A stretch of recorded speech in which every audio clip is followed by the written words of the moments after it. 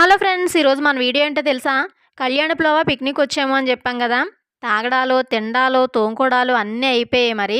తాగడాలంటే మీరనుకునే తాగడాలు కాదమ్మో. Thums Up, bit, water bottles అబ్బబ్బా మామూలుగా తాగలేదు. తాగి తాగి కొండంత పొట్ట ముందుకు వస్తుంది. అన్నీ అయిపోయాయి కదా, ఇప్పుడు తిరగడం మొదలెట్టాం. మనము శివాలయం దగ్గర కదా వంటలు చేసుకొని తిన్నాము. ఇది శివాలయం వెనక రిజర్వాయర్ అనమాట.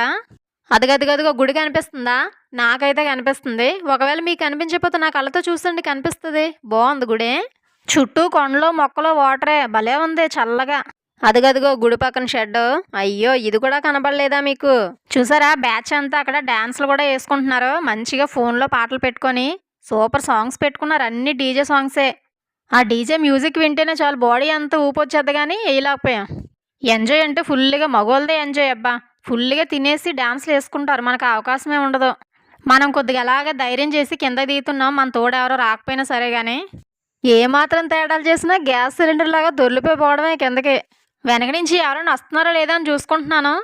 మా కెమెరామ్యాన్ నీకెందుకు, నువ్వు తిన్నగా నడు అంటుంది. మెట్లు మాత్రం చాలా వెడల్పు ఉన్నాయి. మన చార్మినార్ మెట్లులా కాదు. ఆ చార్మినార్ మెట్లు ఎందుకంత వెడల్పు కట్టారో ఇప్పటికీ డౌటే నాకు. బడ్జెట్ ప్రాబ్లం ఏమో. అమ్మో, వాటర్ దగ్గరికి వెళ్ళగానే గుబులు అనిపించింది. ఇదిగో రిజర్వాయర్ అని చెప్పాను కదా, ఇదే. చూడడానికి చాలా బాగుంది కదా. ఇదే ఫస్ట్ టైం నేనైతే రావడం. ఇక్కడ మొసళ్ళు కూడా ఎక్కువ ఉంటాయంట.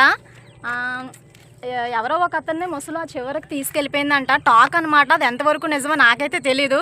మనమైతే ఇంకా కిందకి వెళ్ళొద్దు, మళ్ళీ తీసుకెళ్ళిపోతే ప్రాబ్లం అవుద్ది మళ్ళీని. ఇదంతా చాలా బాగుంది కదా, నాకైతే చాలా బాగా నచ్చింది. మీకు ఎప్పుడైనా రావాలనిపిస్తే రావచ్చు. ఈ స్పాట్ కూడా చాలా బాగుంటుంది. అక్కడ ఎవరో చూడండి స్నానాలు కూడా చేస్తున్నారు. అదిగో చూస్తున్నారు కదా, అక్కడే స్నానాలు చేస్తున్నారు. ఎవరైనా వచ్చినా ఒడ్డు నుంచి స్నానాలు చేయడం తప్ప లోపలికైతే ఎవరు వెళ్ళరు.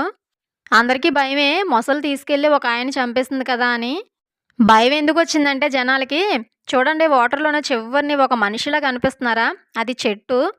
పూర్వం పెద్దలు ఆ చెట్టుని పోతరాజు బాబుగా భావించి పూలదండలు పట్టుకొని బోట్లో వెళ్ళేవారంట, అనుకున్న కోరికలు నెరవేరుతాయని. అయితే రాను రాను ఆ బోట్లు తీస్తారంట. ఎందుకు తీస్తారో తెలియదు మనకి. ఒక అతను ఏముందలే అని ఆ పూలదండ పట్టుకొని లోపలికి వెళ్ళాడట బోట్ లేకుండానే. అప్పుడే మొసలు తీసుకెళ్ళి అలా చంపేసిందంట ఆయన్ని.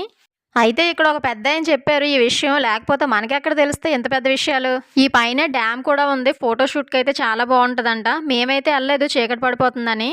ఈ చుట్టుపక్కల వాళ్ళు కూడా కార్తీక మాసంలో జస్ట్ ఇలా దీపాలు వదిలి శివాలయంలో దర్శనం చేసుకుని వెళ్ళిపోవడమే. ఈ మధ్య పిక్నిక్లు కూడా ఎక్కువ అవుతున్నాయంట. శివాలయం కూడా చాలా పెద్దదే. ఒకవేళ వర్షం పడినా ఇబ్బంది ఉండదు, శివాలయంలో కూర్చోవచ్చు. లేదంటే షెడ్ కూడా పెద్దదే ఉంది. నాకు మాత్రం చేపలు కనపడుతున్నాయి. పట్టుకోవడానికి అవ్వలేదు, కానీ దొరికితే మాత్రం కూర వండేసుకుంది ఇంటికి తెచ్చుకొని.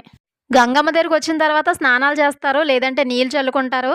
మనకి స్నానానికి వీలు అవ్వలేదు కాబట్టి నీళ్ళు చల్లేసుకున్నాం. అలా సేమ్ అచ్చం అలానే ఉన్నాయి. ఫోటోషూట్ మాత్రం మంచి ప్లేస్ అబ్బా ఇది. ఓకే, చాలా చాలా ఇంకా రిటర్న్ అయిపోయాము. ఈ డ్రింకులు అవి తాగడం వల్ల ఏమో విపరీతమైన దాహం పెరిగిపోయింది. నా గొంతు మంచినీళ్ళ కోసం పరితపించిపోయింది ఇప్పటి వరకు.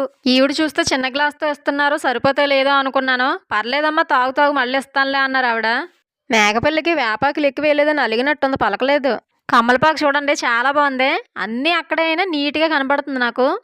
కూర ఏం వండుకుంటున్నారమ్మా అంటే పప్పు అంట. కోటలో కందిపప్పు ఇక్కడ కూడా వదలలేదే. ఇది వీడియో నచ్చితే కనుక లైక్ చేయండి, షేర్ చేయండి, సబ్స్క్రైబ్ చేయడం అస్సలు మర్చిపోవద్దు.